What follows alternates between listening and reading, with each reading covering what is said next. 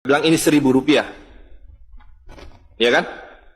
Tapi makin lama di dalam sistem riba, Rp1.000 yang dulu bisa dipakai untuk membeli 50 kg emas pada tahun 46, ketika pertama kali diberikan rupiah, hari ini diberikan tukang parkir pun tidak mau.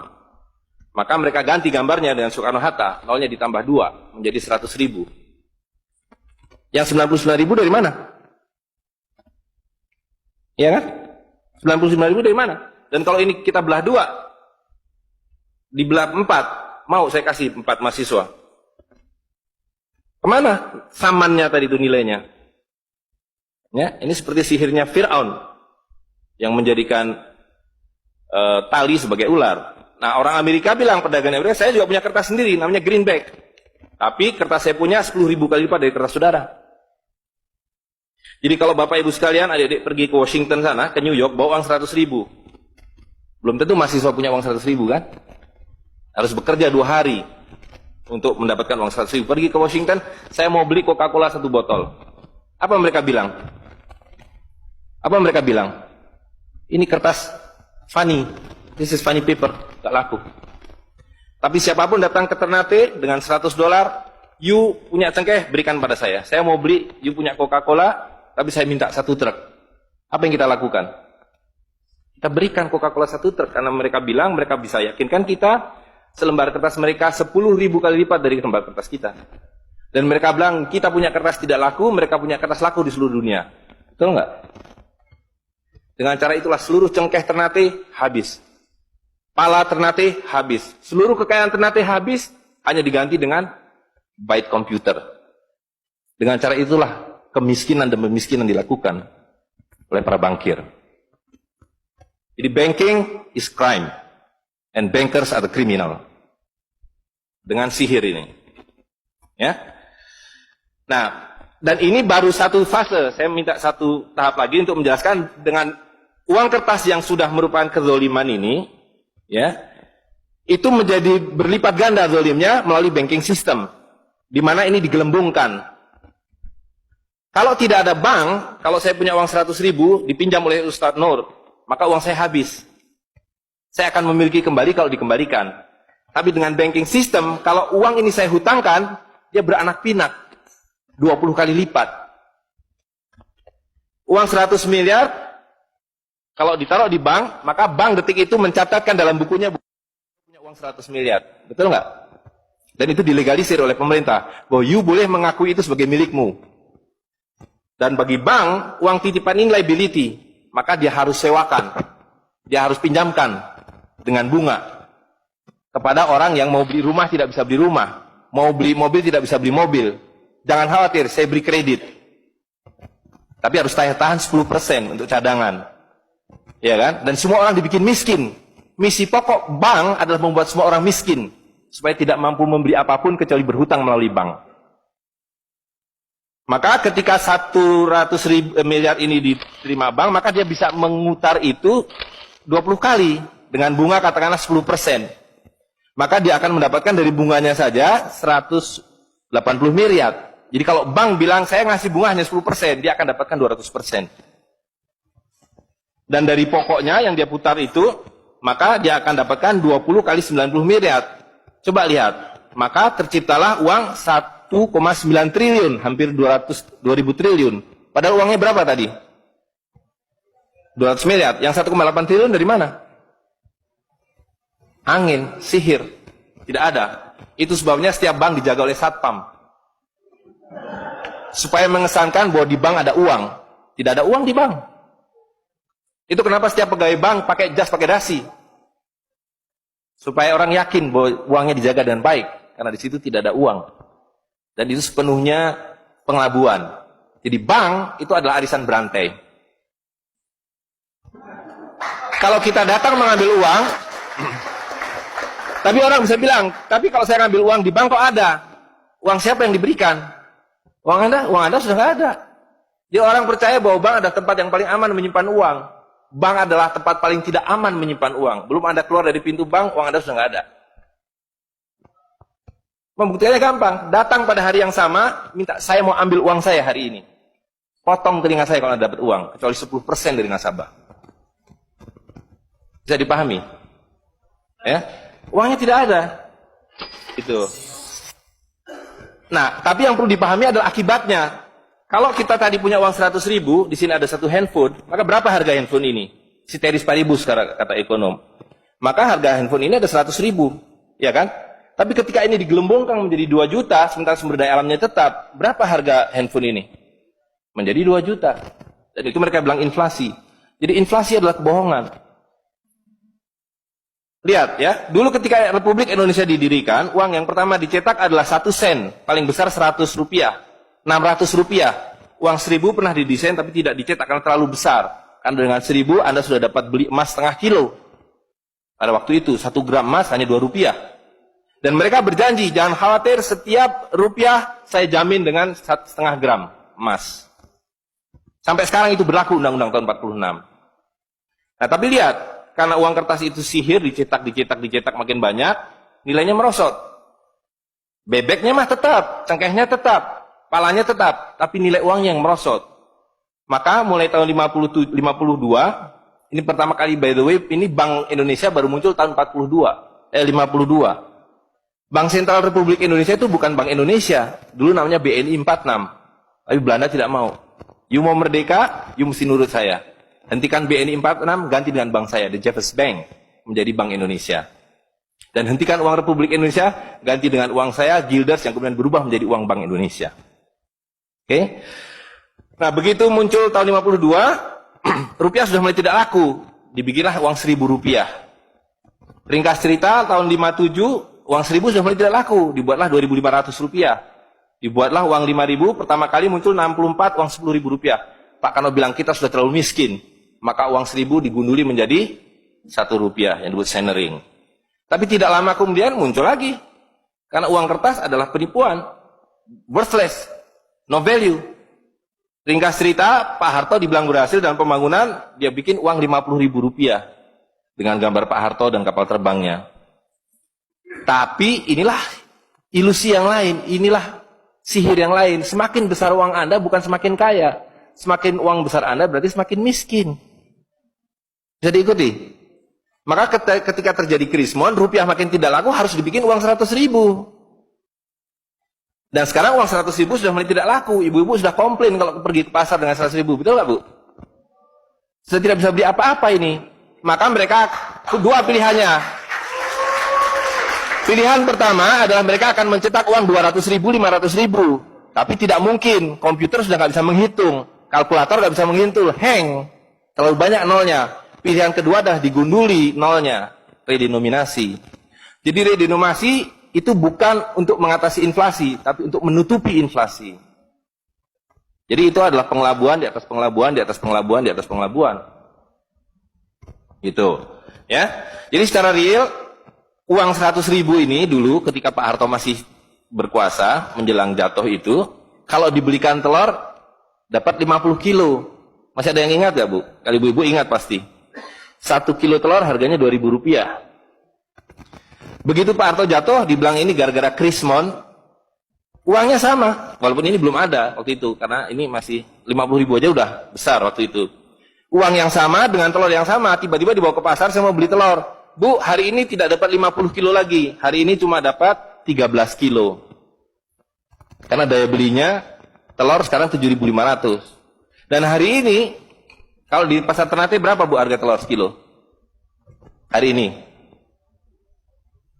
Di Jakarta 20.000. Dan telurnya sama. 1 kilo itu isinya 16 butir, 17 butir, 18 butir. Uangnya sama. Tapi hari ini kalau dibelikan telur hanya dapat 5 kilo. Kemana yang 45 kilo? Itu yang mereka rampok. Itu yang mereka rampok. Dengan melalui apa yang mereka sebut inflasi. Tapi sebenarnya dengan cara penggelembungan uang.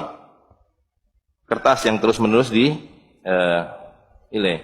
Nah, satu lagi Pak ya, saya minta ini karena ini penting sekali. Ini penting sekali. Nah, sistem zalim ini kemudian difikskan dalam satu sistem politik yang disebut nation state pada level global, kan judulnya kan globalisasi uang. Jadi negara bangsa itu diciptakan oleh para bankir pada abad ke-20. Jadi waktu Indonesia merdeka, Singapura merdeka, Malaysia merdeka, Afrika merdeka, itu bukan kemerdekaan spontan, tapi didesain. Didesain karena kalau dulu mereka mau merampas cengkeh orang Ternate, mau merampas kepala orang Ternate, dia harus bawa serdadu ke sini. dia harus ambil cengkeh dan palanya, repot kan? Maka dengan menciptakan uang kertas, mereka tetap bisa mengambil cengkeh orang Ternate, mengambil pala orang Ternate tanpa harus kirim serdadu di sini. Dan karena itu saya kasih merdeka. Tapi satu mesti bikin bank sentral, kedua pakai uang kertas. Supaya saya tetap bisa membeli 1 barel minyak Anda dengan harga 4 sen dolar. Karena mencetak uang ini biayanya hanya 4 sen, 500 rupiah. Ya, jadi berapapun harta yang kita punya bisa dibeli dengan cara itu. Nah, lalu tadi saya sudah ceritakan uang kertas itu dimunculkan bersamaan dengan konsep negara nasional plus hutang negara. You boleh merdeka tapi you miskin. Rakyat penyakitan, rakyatmu bodoh. Tapi jangan khawatir, saya punya uang. Sekolahkan rakyatmu, bikin pembangunan, saya kasih hutang. Ya kan? Nah, jadi tugas pemerintah itu, republik, adalah satu, mengambil hutang dari bank, menghabiskan hutang itu, melalui apa yang disebut APBN. Lalu dulu mereka tanya, jadi bagaimana saya membuat APBN? Jangan khawatir, sekolahkan anak-anak pintar kamu ke Berkeley, ke Chicago, ke Harvard. Mereka dididik untuk membuat pembangunan. Lalu dikasih paket hutang, dan diajari, kalau nggak bisa, kirim konsultan seperti John Perkins, dan sejenisnya. Lalu ada satu pertanyaan, bagaimana kami membayar hutang kami kalau begitu? Mereka bilang, you punya 200 juta rakyat, pajaki rakyat kalian. Pajaki rakyat kalian. Kalian punya pala, punya cengkeh, habisi hutang kalian. Karena you membayar hutang, kalau kita hutang, 5 miliar dolar setiap tahun, apa mereka kasih berkoper-koper dolar? Apa yang mereka kasih ke kita? Mereka hanya mengetik di komputer 5 miliar dolar, ting, masuk ke Bank Indonesia. Nanti Bank Indonesia tinggal kirim ting ke Bappenas, Bappenas ting ke departemen-departemen itu. Tapi ketika kita mau membayar hutang mereka, bisa kita mengetik di komputer 5 miliar dolar, ting, dibayarkan ke Bank Dunia?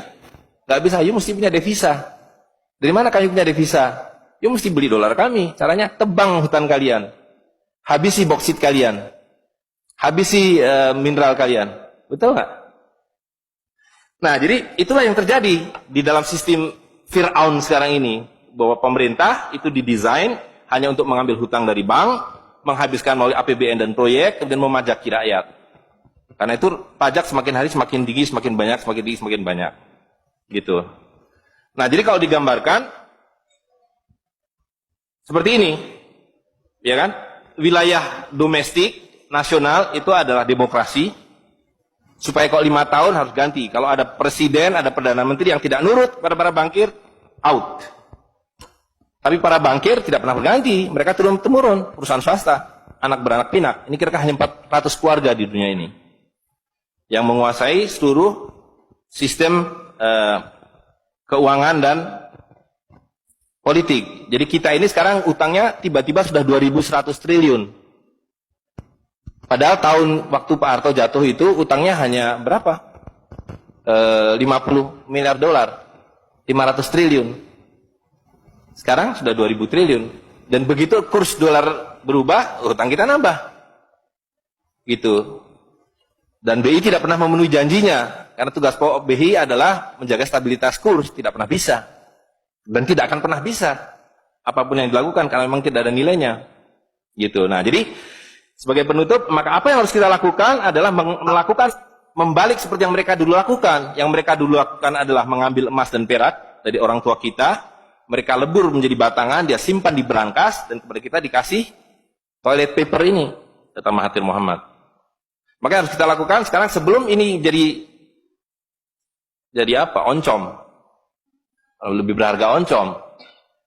Tukarkanlah menjadi emas dan perak, menjadi dinar dan dirham, dan kemudian gunakan untuk muamalah. Karena Nabi sudah mengatakan akan datang satu zaman di mana semua yang kamu miliki tidak ada harganya, kehabisan nilai, kecuali dinar dan dirham, kecuali emas dan perak. Jadi kalau dilihat, dolar dalam dinar atau dinar dalam dolar dalam 10 tahun terakhir 2004 itu cuma 54 dolar. Hari ini sudah di atas 250 dolar. Dan lihat, menipunya uang kertas ya. Kalau kita pakai untuk menyimpan naik haji, kalau Anda menabung dolar, maka tiap tahun naik. Saya sudah hitung ini, dan ini valid sekali. Naik setiap tahun itu 3,5%. Kalau Anda menyimpan rupiah, setiap tahun naik 5%, nggak nyampe-nyampe. Tapi kalau Anda menyimpan dinar, maka dia akan turun 8% setahun. Jadi tahun 2000 naik haji butuh uang 21 juta rupiah. Kalau dinar butuh 71 dinar. Tapi hari ini kalau mau naik haji butuh hampir 40 juta rupiah. Dengan dinar cukup dengan 16 dinar. Jadi dulu kalau punya rupiah naik haji satu orang, sekarang sampai Dubai suruh pulang. Nggak cukup uangnya. Tapi dengan dinar dulu naik haji satu orang, sekarang bisa naik haji 4 orang. Dengan kata lain, kalau Bapak Ibu sekalian serahkan cengkeh Bapak Ibu sekalian dan menerima uang kertas, Anda 4 kali miskin. Detik itu juga dalam konteks ini. Maka serahkanlah cengkeh dan katakan, saya mau serahkan cengkeh, bayar kami dengan dinar. Bayar kami dengan dirham. Saya serahkan pala kami, bayar kami dengan emas dan perak. Saya tidak mau uang palsu ini, uang-uangan ini. Saya mau uang yang sebenarnya, uang dari Rasul SAW. Ya? Gitu. Dan harga minyak, ini palsu semua. Dibilang minyak naik, turun, naik, turun. Tidak ada yang minyak naik. Kalau dengan dolar, dia naik terus. Tapi dengan dinar, dia flat. Sekali lagi, bahwa sumber daya alam itu terbatas. Maka alat tukar pun harus terbatas. Jadi ketika kita menggunakan kertas, ini digelembungkan. Tapi ketika Anda menggunakan emas dan perak, ini sama. Maka sekali dia punya alat tukar, nilai tukarnya dari zaman Rasulullah SAW seekor kambing, hari ini 1 dinar dapat seekor kambing. Zaman Nabi dapat seekor ayam 1 dirham, hari ini dapat seekor ayam. Tidak ada yang berubah. Sekali lagi pemiskinan itu adalah dibikin oleh sistem. Dan tadi sudah disampaikan bahwa dari tahun ke tahun, di dalam slide yang sebelumnya dalam penjelasan itu, bahwa dinar dan dirham itu selalu dicetak oleh para sultan. Jadi lihat, ketika para sultan berkuasa, para sultan berikan emas dan perak pada rakyat. Para sultan kemudian disingkirkan, diganti oleh para bankir, emas dan perak mereka ambil, diberikan kertas. Itu yang terjadi dari abad ke-19. Maka alhamdulillah pada hari ini kita melihat bahwa kesultanan sudah kembali dengan dinar dan dirham.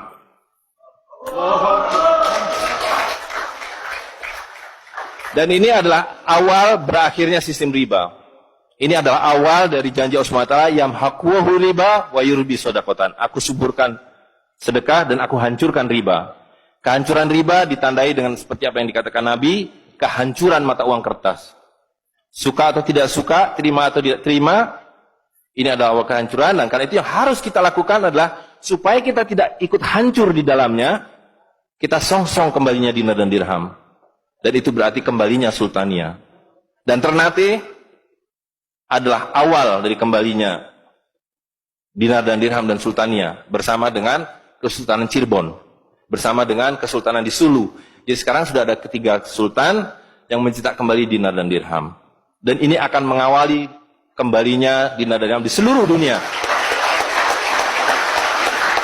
Jadi kalau pada abad 15, abad 16, abad 17 bangsa Ternate sudah sampai ke Madagaskar, sudah sampai ke negeri atas angin di Spanyol, maka pada abad 21 kembali Ternate sampai Spanyol. Ternate sudah kembali sampai Afrika Selatan, sudah sampai Eropa melalui dinar dan dirham yang berlaku di seluruh dunia. Orang Amerika tidak bisa mengatakan emas saya 5 kali lipat dari emas saudara, tidak bisa. Emas kami dari Ternate sama harganya dengan emas kalian. You 1 dinar, kami 1 dinar. You 1 dirham, kami 1 dirham. Itulah keadilan. Ya. Jadi karena itu Bapak Ibu sekalian, yang terakhir sekali saya ingin sampaikan, dinar dan dirham yang kita bicarakan ini tidak ada artinya kalau berhenti hanya di dalam ruangan ini. Dinar dan dirham harus segera berkemerincing di kota Ternate. Dan Anda semua yang harus memulainya. Tadi 2 orang sudah menyatakan diri sebagai relawan Jawara, jaringan wirausahawan dan pengguna dinar dirham Nusantara. Maka dalam waktu sebentar, insya Allah di Ternate, dari 2 orang ini akan menjadi 2.000 orang yang menggunakan dinar dan dirham. Ya, dari 2.000 akan menjadi 200.000. Seluruh penduduk Ternate menggunakan dinar dan dirham.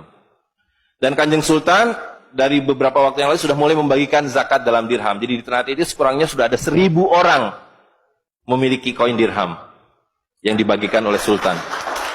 Dan itu adalah awal. Ini baru awal, dari kembalinya Islam dan berakhirnya kezaliman.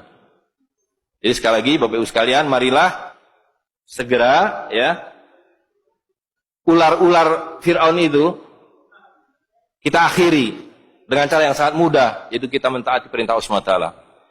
Allah SWT mengatakan wa halalul bai' wa harramar riba. Aku halalkan berdagang dan aku haramkan riba. Dan uang kertas adalah riba par excellence. Di dalam uang kertas ini ada 2 riba sekaligus. Ya, jadi saya kira itu saja. Saya mohon maaf mengambil waktu agak terlalu banyak, tapi ini penting karena supaya clear semuanya. Ya, karena ini baru pertama kali dibicarakan di Ternate. Demikian, assalamualaikum warahmatullahi wabarakatuh. Warahmatullahi wabarakatuh.